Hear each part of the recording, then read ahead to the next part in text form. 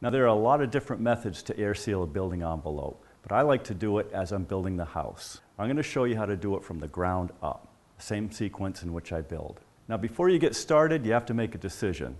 Do you want the basement or crawl space to be included in the building envelope, or do you want to start your building envelope right at the first floor? Whether or not you're including the basement in your conditioned airspace, it's still a good idea to air seal the basement to prevent unwanted air infiltration. The place to begin is at the top of the foundation before the sill plate is installed. A simple foam sealer placed continuously between the concrete and the wood will stop most air leakage. It also serves another purpose in that it isolates the wood from the concrete, which is always a desirable practice.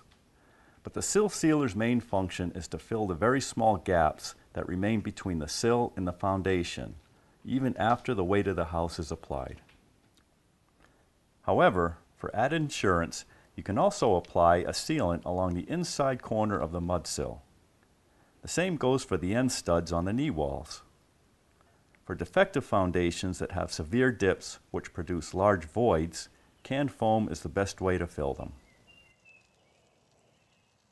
Now if you want to start your building envelope and therefore your air barrier above your basement or crawl space, then the easiest way is to use the subfloor as the air barrier itself. To seal the entire floor, all you have to do is apply the subfloor adhesive in the key areas. Apply a continuous bead around the perimeter of the floor between the panel and the rim joists. Apply beads along both sides of the joist on which two panels come together. You also must glue between the tongue and the groove of the intersecting panels. Make sure you apply only enough glue for one panel at a time. If you get too far ahead with the glue process, it may skin over before the other subfloor panel is installed. Also, don't let the subfloor panel slam down on top of the glued joists. This will cause a lot of glue to come shooting off the joists. Instead, just ease the floor panels in place. And once a panel is in place, fasten it to the floor joist before moving on. Once all of the floor panels have been methodically glued and fastened, the entire subfloor is now one continuous air barrier. An added benefit of this gluing and installation process is a stronger and stiffer floor system.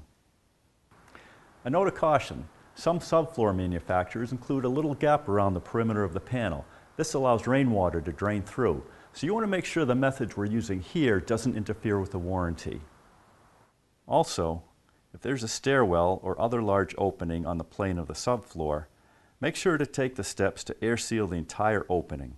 I usually completely wallboard and tape the stairwell, and then install a fully weather-stripped exterior door at the top of the stairs. Don't forget, once you've finished your nice perfect air barrier, all the subtrades are going to follow along behind you and make cuts and gaps and holes in there. So you have to follow along behind them and make sure to patch everything up nice and tight again. For large holes, such as those created for a bathtub trip waste, a combination of rigid insulation and canned foam make quick work of the sealing task. For the smaller gaps around pipes and wires, spray foam will quickly plug up those leaks, but it's very important that you check with your local authorities first. They may require a foam or sealant that satisfies the fire code requirements.